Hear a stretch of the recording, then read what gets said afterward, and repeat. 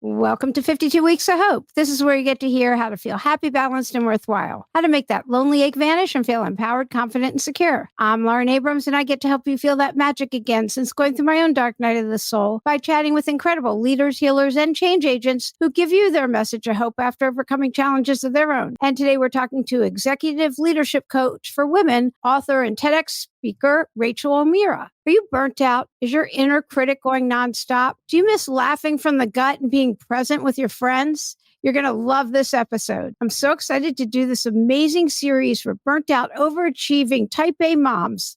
Unlike other shows for overachieving, burnt out moms, only we take you off the hamster wheel by ditching the to-do list for the to-don't list. You're in for a treat right now, hearing from someone who's truly been there and now is rocking it. She walks you through how to live a life staying motivated, productive, and thriving beyond your authentic self. Being your authentic self, sorry.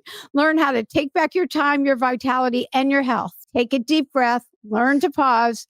You get to stop wearing that mask like everything's okay when it really isn't. Welcome to 52 Weeks of Hope, Rachael. Hi, Lauren. Hello. It's so good to be here. I was just giggling as I was hearing you describe myself. I'm like, oh, there's so much going on.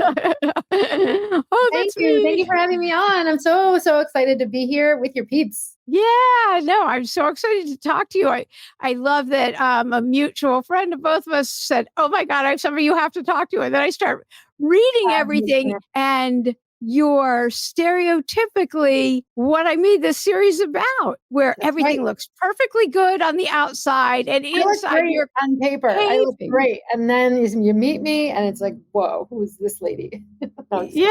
And it's like caving. And now you're a poster child for taking the pause. You have a podcast called Pausecast. You have a TEDx talk about it, like everything. Yeah. And it's so great. I was listening to one of your episodes and you're talking about, I had to write it down. I'm like, I don't want to get the kind of anxiety you talked about wrong. Neurotic anxiety? Neurotic anxiety. See, I'm like looking for what I was like, wait. Anxiety. Yes, from the 1950s. And you're like, he was so forward thinking, or she, I actually don't.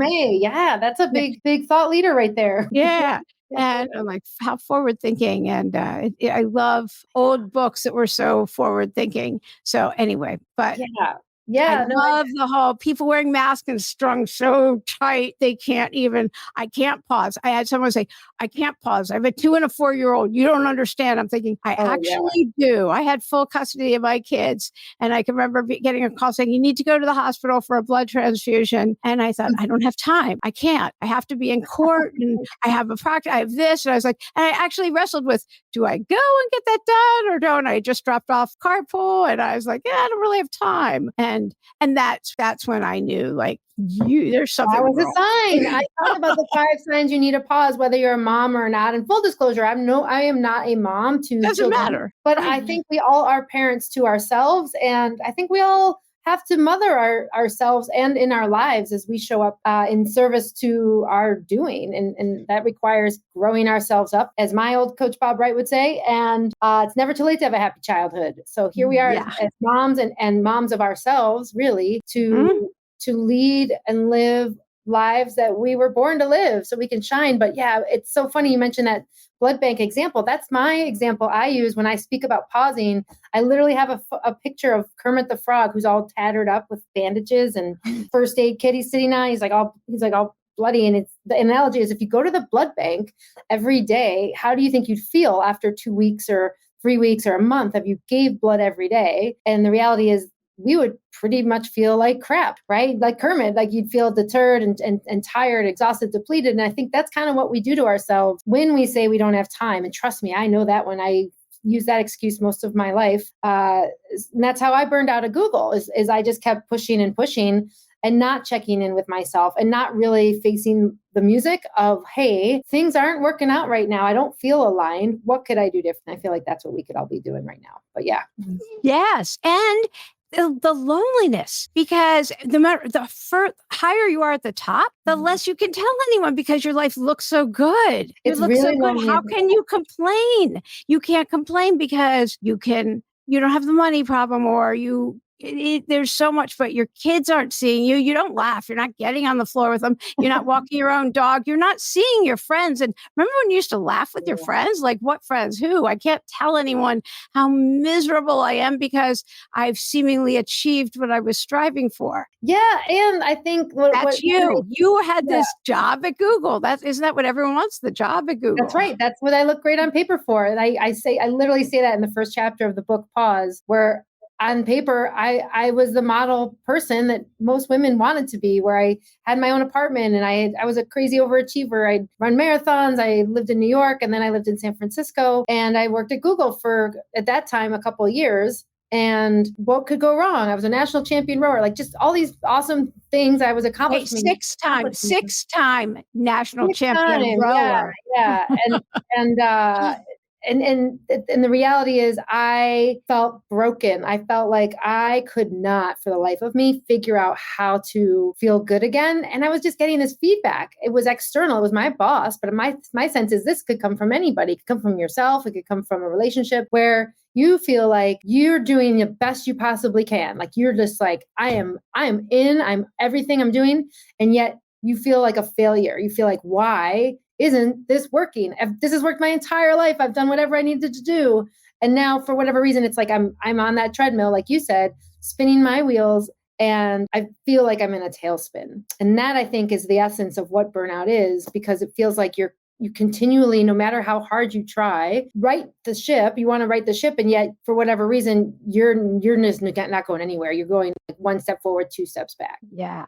So how did you discover the pause? Because I know for me, I went to this, it's actually like a resort, like how did you find in Arizona. Huh? You did first. Yeah. How did you? I ended up discovering meditation and taking 4 days, going to the someplace. Just I needed rest. The whole thing. I don't have any family. I'm raising my kids. And I just hired somebody to watch my kids for a long weekend. Went to a resort and I discovered meditation. I did yoga. I did meditation. I discovered breath work through that, not breath work the way you are certified with breath work, but how much the breath matters, and am I holding my breath, and about meditation, and gave me it was a meditation, a disc, a USB drive. It's been over 20 years now, 20 or 18 probably at least. And I started meditating and it made such a difference. But also I started quarterly taking time for me. I needed to refill my tank in order to serve others, because it wasn't just, I volunteer, I help in all these various places. And if I didn't take care of me, I couldn't help anyone. I couldn't help my employees. I couldn't help where I volunteer. I couldn't help my kids. I couldn't help anyone if I didn't take care of me.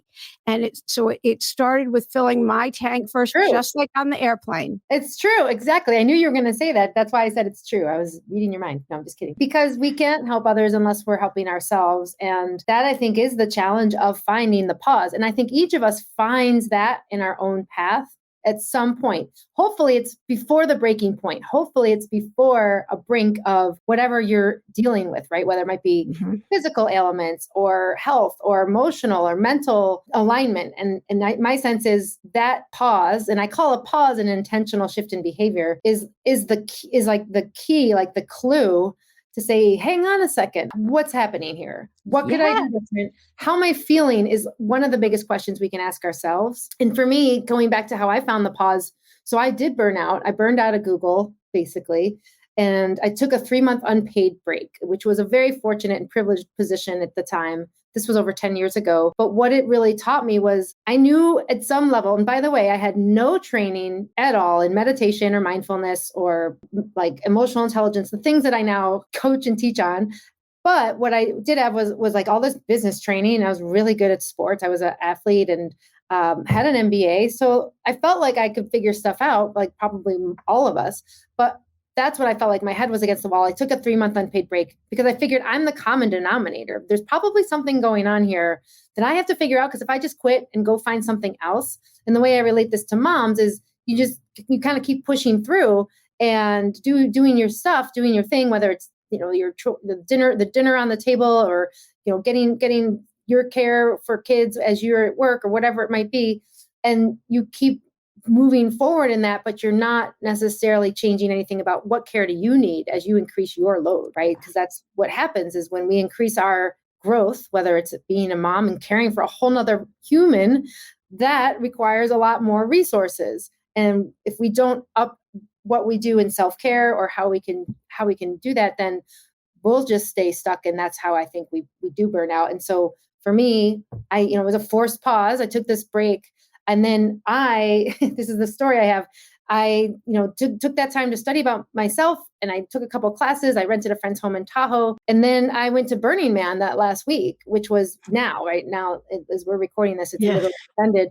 That was in 2011. And that was a meditation camp I went to. And by the way, I didn't meditate once there. So I was like, oh no, I'm good. Thanks. So here I am. I'm surrounded by literally change and pausing and only meditation. But what happened was I made really good friends with the meditator, the instructor, who had written a book, Mark Thornton, called How to Meditate in a New York Minute. We became great friends. And then I started reading that book after Burning Man. And I started to meditate. And I thought, this is profound. I started really calming myself in those moments of reflection, which is literally just breath, right? Like just like taking an inhale, exhale. We just meditated. Congratulations, right? Like that's what it is. And so that's kind of where I ended up finding the pause. And then what I realized was I did go back to Google. I didn't quit. I got a new job that I think resonated with what my strengths were, because I looked at those a little bit, and I started hosting speakers in the Talks at Google program that I thought had meaningful messages to share, including my friend Mark. So you can find him on YouTube, Talks at Google. And one of them, another mentor who he introduced me to, Judith Wright, eventually became my mentor. And I ended up studying in Chicago at the Wright Foundation. I got my master's in transformational leadership and coaching there. And I realized, holy cow, there's so much depth to self-awareness I didn't even know about. Like I was just like, whoo, clueless. Yeah. And I started to realize there was a lot of work to do for me that would serve me if I wanted to tune in. And that's how I found the pause. And so I wrote the book hoping that maybe I could help a few folks in the world of feeling stressed and overwhelmed, learn that they can actually create these tools and use these tools in emotional intelligence and meditation so that they could lead the lives that feel and really thrive and be in service to all their amazing doing that they're doing as parents, as people, and as leaders. Yeah, definitely. And answers emerge in the pause. I say a pause can be take a walk around the block without a device. Absolutely. Or yeah, I mean, it doesn't have to be, people say, I can't meditate. You can't do it wrong. The phrase that really struck me when I was thinking about that, because I would come up with that all the time. Like today, I got up and went right into a meeting. I have not meditated, and I feel like I want to go do it actually now, because it's years later and I do it. But Gabby Bernstein, I don't know if you know her. She's an author, sure. Hay House author, has written numerous books, right. And she would say that was someone who I found in my pause. If you don't have 2 minutes then do you have 2 minutes? 2 minutes to feel like crap. Like if you don't have 2 minutes in your life, then do you have time to feel like crap? Because you probably do. And it really struck me because I'm like, okay, if I really can I really not have 2 minutes? No, the reality is I was afraid to pause and stop because I was afraid. I felt the fear of looking at myself like, holy, smoke bombs. I'm afraid that I'm not living the life that really I thought would make me happy. Mm-hmm. And that takes courage, and that's hard. And it takes a lot of reflection to be like, well, what would make me happy? Like what could be different? What would that look like? And I'll bring it back to Burning Man, because I guess it's on my mind lately. It really taught me I don't have to put myself in this box. I don't have to think I have to have a job or like work in this certain way or be a human in the world in this way. It's like, I could go meld metal together and be a welder and like love it if I wanted to. I'm like, I guess I could do that. It never occurred to me, but like, that's kind of what I thought and saw amongst the art that I had experienced in this week of like radical self-reliance that's Burning Man. So anyway, that's kind of how I ended up in this realm of discovering the pause. And now I'm on a mission like you to help as many women as possible know that you don't have to suffer. You don't need to go through the painful moments of excruciating like victimhood or feeling like there's no end in sight because you've lost yourself. There's actually ways you can go right back to finding yourself and feeling incredible again, whether you've got 1 kid or 20 kids, or none. And busy is a badge. Like, how you doing? I'm so busy. That's a badge, right? Yeah. Can you imagine if you said, I'm doing great. I have all this free time. Can you imagine? actually answering that, I know certain people that come to mind who would be horrified, absolutely horrified to answer that way. They Yeah. couldn't, and they're not ready to hear this message. They can't receive it yet, Mhm. which is all that is. And that's okay. It has to be okay. Yeah. There are people very close to me, and I just want to give it to they aren't ready, and that's just how it is. And that's okay. It just has to be. But you really can create a life however you want, work however many days a week, and make enough money. You Yeah. really can. And I mean, you're living proof. You're not subsidized or any, like you've I'm not created a life, sponsored. like, like you're doing great. You shine. You've got friends. You're happy. Here you are all these years later. You're not like groveling, going, Google, please give me my job back. Yeah. I'll clean the trash Well, cans. well, here's the thing, though. I know. Yeah, thanks. I mean, I really take that to heart because I think it's been a journey, and it hasn't always been this way, right? Like we all go through our own path. It gets us to where we are today, and it's so served each of us. I think of like my own story of burnout and just like my zigzag path, and a lot of it was hard, but I also know it got me to where I am today, and so I'm really grateful. And I feel like each of us can take that stance to know whatever your path has been, it doesn't even it isn't that significant in service to who you could become now. Because it got you to this point in time, right here, right now, listening to this, which is incredible. Kudos to all of those tools and resources that got you here. But if you're listening to this, my thought is there's probably something inside of you that's calling you to actually be more in alignment, right? As a mother, as a person who's into this inquiry of what does that pause look like for me?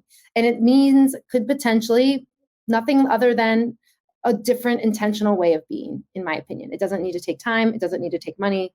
And it doesn't need to take resources. It's all about what. So what would you have somebody who's listening who's afraid? They're afraid. They know they're not aligned with what they really We're want to all be afraid. doing. Sister, Yeah, of course. I mean, who's not afraid? Okay. Yeah. Like I work a lot with emotions, and there's 5 primary emotions that I've learned from my mentors at the Right Foundation. And fear is one of the 5. So fear, hurt, joy, sadness, and anger are those 5. And so if you just name one of those any given day, you're doing great because you're actually already in tune with how you feel. But fear is kind of this foundation of knowing where I'm at in the world, right? Like I may not have time for lunch. There's fear there. I'm crossing the street. There's fear there. I don't know if I'm going to get to this appointment on time. There's like this low level of anxiety that kind of like runs across everything. And so fear is really normal, everybody. Like that's what we were talking about in the podcast. You heard, Lauren, about Rachael O'Meara and neurotic anxiety. It's actually a part of the human condition is to have fear. What if I don't make it? What if I don't grow up enough? What if I die early? Like all of these things, right? So knowing that that's happening, I think is the first step to just acknowledge the fear. Like if you feel fear, name it to tame it, as Dan Siegel tells us, right? Like Dr. Siegel, who's written many, many awesome books. Yes. So if you just name it, I feel fear, it's huge because you're now off of autopilot and letting the fear run you. It doesn't mean you're going to get out of it and it's all rainbows and unicorns, but that is the first step. And a lot of us are wanting to avoid the fear because we've been told by society and our conditioning as adults to run away from that. And it's bad to be in fear. Like don't push through the fear. Like you got this, all of this stuff. And there's a time and a place for that. I'm not saying that's not a good thing.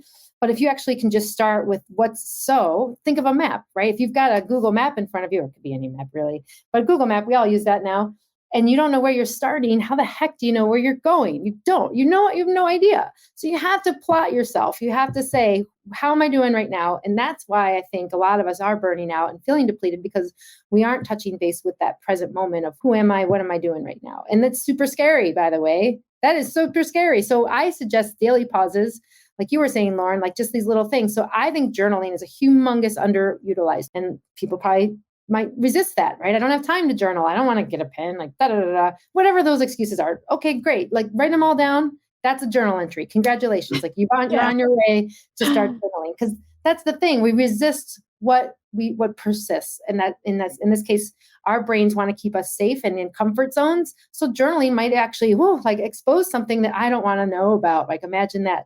So we're always up against something in our own psyche sometimes. And that's what the awareness is, to kind of say, hang on a second, like, okay, well, how am I feeling? fear, hurt, joy, sadness, anger. Oh, I feel fear. Okay. And then just be curious. Like that's the huge thing. I talk about this in my TED talk that you mentioned. So like being curious is such a superpower. It's huge because it gets us out of the judgment zone. I don't know about you, but I'm a judging machine because I'm a human. I was almost an American, but I'm a human. That's the qualifier.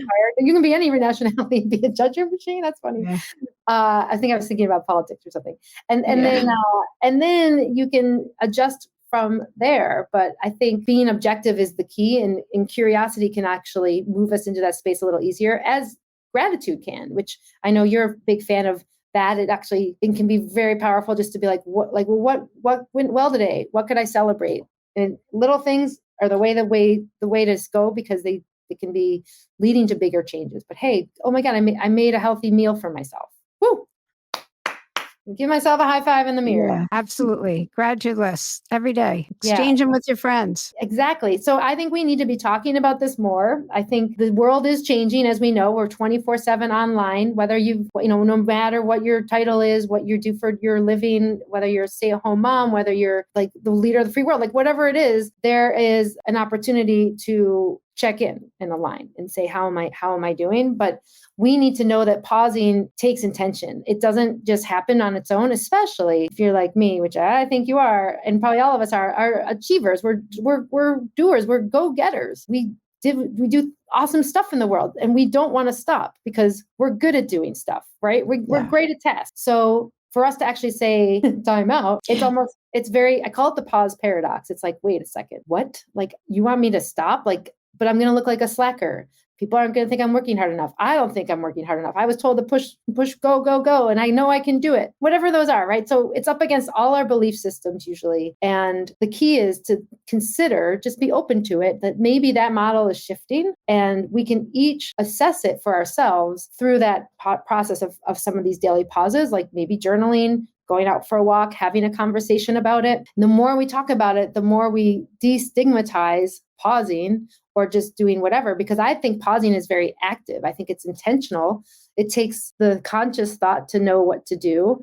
And it's not necessarily just tuning out or zoning out and putting your feet up, kicking up with a margarita and watching Netflix, although that is a pause, but it's, what are you going to get out of this? How is this going to serve you? If I think about that and say, okay, I'm going to give myself an hour to watch this show today, and I want to feel refreshed and nourished from it, then that's awesome. Like, that's what I would say is like the difference between that and just kind of the autopilot. Let me do this for the sake of it. Yeah, definitely. That way, yeah. I think meditation and journaling are the two best tools there are. Hands down. Answers emerge in the pause for sure, but I don't think in the Netflix pause that they necessarily. And what if it's about meditation? Would that matter? No. Maybe there's a cross there, but I'm not so sure, but we don't have to go there. So for anybody who doesn't know, do you want to just kind of define emotional intelligence? You had talked about that early on. Yeah, great call. So emotional intelligence is actually a term that's been around not that long. It came out pretty much for the business world, and actually it came out first in economics in around 1995. And Daniel Goleman coined this term in his book, Emotional Intelligence, took it to the business world. And so if you think about it, it's only been around about 30 years total as a concept. And what it really means, the definition that I like to think about is it's the awareness of myself and how I'm doing in relationship to myself, others, and the world, and being present to it in the moment. That means I might know how I feel. That might mean I'm reading a room. That might mean I'm expressing based on how I'm feeling or what's going on around me. And it's all in service to becoming a better leader, in my opinion, because I'm leading my life. I'm becoming an influencer because I'm very aware of myself. And then that helps me move around and navigate the world, whether it's relationships, whether it's groups and community or my family, things like that, because I'm able to relate, and it's relating to myself and it's relating to others. And we miss that, right? We a lot of us are not trained in that. I didn't have any training in that actually until I burned out and learned the hard way.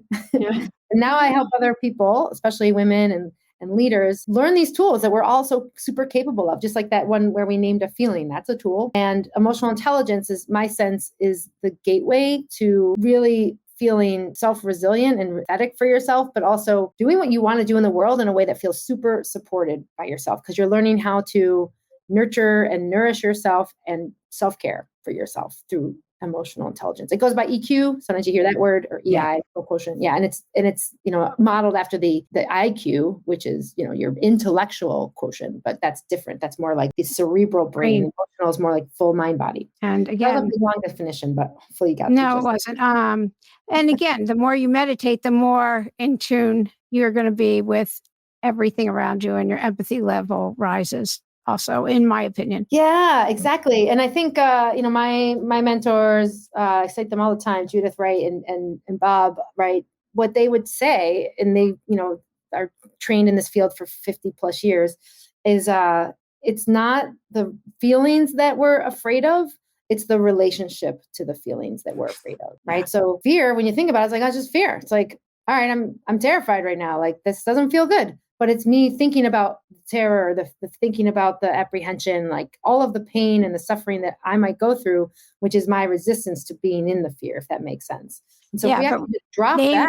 You name it, you claim it, the whole thing of that. And then you're feeling it, and then you get to walk through it. So great. Yeah. Yeah. So I like that, though. What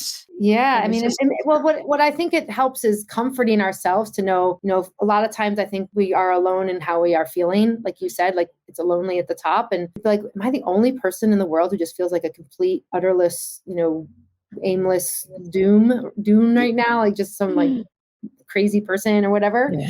I'm at a loss for words at the moment, but the idea is feeling like life's passing me by. That's a big feeling. Passing me by. I've lost my luster for life. I'm just kind of in the motions now, going through the motions, or whatever that might be. Right. I guess this is it. Yeah. Right. Like settling. Yeah. And the reality is actually no. Like that's just there's peaks and troughs all the time.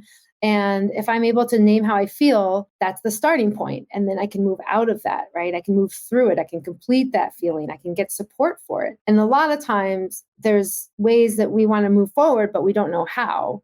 And no one can do it alone. That's the other part. Yes. So being in support, listening to support groups and podcasts like this are really good help. But I'd say we have to get out of our own, literally our own minds and our heads, because that's what we know. And that's what we project and transfer out into the world and everybody else. So, having allies, having coaches, having support groups be at our sides to help support us a lot of times is what's needed. And that's what's so great about community, because we can all do it, but a rising tide lifts all boats. And it's really hard. We just cannot do that sometimes. It's too much.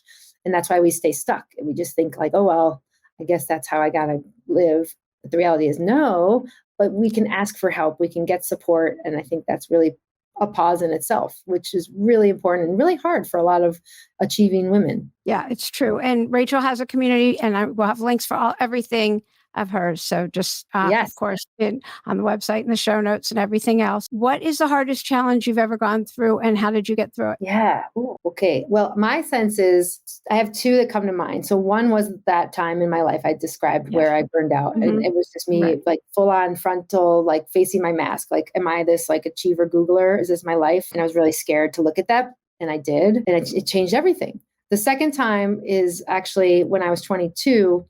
I went to France on a working permit after college, and I, for whatever reason, thought I'd want to work in a ski resort because I think, I love skiing. Why not? And I spoke French, but not much. But this was before internet, and we had telecarts, and I thought like I didn't know if I'd make it. I was on credit card debt. I was kind of making ends meet. I was fired from my job. I felt like I was literally living in the moment. I was there for 9 months. And I did work out. I lived to tell. I got another job, but it was a challenge because it was in a different country. I was by myself, and I made it. So I did know that was 95. I figured if I could make it through that, I could probably do anything. And I did. So I'm sure there's other challenges ahead of me now too, but those were two that I always think of when I feel like I need some motivation and inspiration. Okay. Yeah. College French classes or high school or whatever. It was my dream. It was my dream to go work in France. That was like, I asked myself, like, what do I really want to do? I was a geography major. Okay. Like I didn't really see myself going to France, but that's what I really wanted to do. So I like worked as a waitress and saved up, and off I went.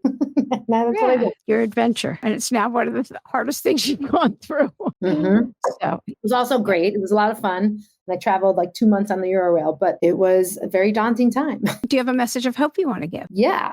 I would say little changes, little step-by-step changes is the way that things get done and shift long-term. I call it the law of little things. And if you think that it's too hard or there's too much on your plate or there's whatever is coming up for you, what's the next thing you could do? Like, what's the next little thing you could think of that would help move you in the direction you want to go? That's it. And write it down, put it on, like, that's your one thing to do that day, is to try that. So I think nothing can be nothing can be too far out of reach, but if we break it down into little steps, we generally can achieve where we want to go in service to our doing, whether it's the being or the doing. I like that. Yeah, just do the next right indicated step. Yeah, and if you don't know what that is, then your job is to pause and to allow that to surface and emerge, because chances are it will. We just need to listen inside and kind of tune in. And maybe it's journaling, maybe it's just meditation, maybe it's a walk out in the woods. I love that. Way to work the pause in one more time too. I mean, to me, that's everything. It's everything. I think this is why I'll never not talk about this, because to me, it's the gateway towards everything you want in your life. Everything. Because if we don't stop and align, we're going to miss it. And you will miss it if you're not pausing, because like things just happen all the time, right? Life is in the fast lane. Nothing's going to be slowing down anytime soon. But if we're not slowing ourselves down just to even take a breath, we're probably going to miss any signs that we could do anything different. And then we just we stay stuck. We stay on that treadmill. Nothing changes, and we just aren't satisfied. It doesn't work well for us, I think. I don't know about you, but that's my thing. No, definitely. I mean, I would say most of us think that. All of them. Yeah, of course I'm going to think that. And God doesn't drive parked cars, is what I was told. You can't sit in a corner wishing. You have to take the little steps. Oh yeah, I like that one. I haven't heard that before. Yeah, no, God doesn't drive parked cars. Yeah, you can't sit in a corner wishing, is what I was told. That you can. I want this to happen. And if I had not done, just open emails or asked, hey, do you know anyone? I wouldn't have met Rachael, who has a book on the pause and a TEDx and a podcast on the pause, and it couldn't be more in sync. And from this, I'll ask her, hey, who else do you know? And that's how, and she may ask me. And that's how people always say, how do you get such good guests? Because I ask. And if I didn't ask, that's the not sitting in a corner wishing and hoping it happens. It's by taking steps. And if I just thought, I'm going to start a podcast, which was a thought I had because we went on lockdown, and I didn't know anything about podcasting, but I asked people, what do I do? And I just started. And a few years later, every week, I'm still doing it. And yes, I went through all what the hell am I doing? People are going to talk about me. And so what? I could get hit by a bus and then, so what? It was kind of how I did it. Yeah, you stick to your guns a little bit in terms of like what feels good. And if a lot of times we're out of basically out of shape for that, we forget, right? If we haven't been tuning in, how would you know? So it's going back to thinking about, well, what would I want? Like if I could actually want anything, like what would I want? I would love to interview some interesting people. Like great, but we have to literally, it's a skill, right? This is the part that's the discipline, is to ask ourselves, okay, yeah, how am I feeling? What do I want? And a lot of us have broken wanters. That's what I like to think about is, we have to train and teach ourselves how to want and feel our aliveness that drives our wants and needs. And if we're really disconnected to that happens, right? Life happens and we get busy, and next thing you know, we don't know what that is. And so that's what the regrouping is with emotional intelligence, is kind of like, okay, well, let's go back to basics. Let's go to ground zero, myself. How am I feeling? What's going on with me? And we start there. And believe it or not, we all have capabilities that are just probably needing a little conditioning, right? Just like going to the gym, like meditation, right? Practice. And the more we practice these things, the better and more aware we can be, that will help align us and get clear on what we want and how we would want to change things up if we did at all. Maybe you don't. Maybe it's all good. Yeah. And you can also think, well, what fills you with joy when you think about it? Yeah. I love that. What fills you with joy? That's the best question to ask. And then, this does. Oh, well, good. Write that down. Yeah, I love thinking about this to make a list of, I just did this recently, like a list of 10 things that bring you joy, like you just love doing. Make a list of the 10 Mhm. things you just love doing and that bring, and then bring you joy. And then you can circle one or two of those to just focus on for your next adventure and have the joy, whatever that is. Yeah. Yeah. This all started with me asking a much older demographic what they've gleaned from living life. Because they say nobody on their deathbed ever wished they worked harder and made more money. So I wanted to know, okay, so tell me, you've lived a long Yeah. time. Let me know. This is my soul journey, my soul searching right now. And that's how this all started. So you mentioned community, and we need community. Don't do this in isolation. So, Yeah. Rachel, this is so great. I will have links to everything of Rachel's. She can't coach everyone, but she has a lot of I have lots offerings. of resources. Yeah, Yeah. Yeah. And so I many. think, thank So you. I will definitely have links to everything of hers. Thank you so much for being a guest today on 52 Weeks of Hope. Is there anything that I should have asked you that I didn't and we're going to be done? And you're going to be like, Lauren didn't ask me this. Funny. I think we covered a lot, and I think this is great. And I think a lot of times when even when we hear these kinds of things, our knee jerk reaction is, "Oh, that's overwhelming. Like that's too much." And I just invite everyone listening. What's the one takeaway that you would take from this for you? What would that pause plan look like? So maybe it's to tell a friend about the podcast that you just heard and like this pausing concept. Maybe it's the law of little things. Maybe it's naming a feeling. Like whatever that is, just take one thing. That's a lot of little things at work right there. And it's not about so much the saying stuff, but it's like, let's apply, right? Like experientially shifting is where the change in the rubber meets the road, to use another car analogy. But that's what I would say is, just what's that one thing that you want to take away and really savor from this time together we've had, and go for that. Yeah, that's great. Thank you. Yeah. Thank you very much, Robert, for having me.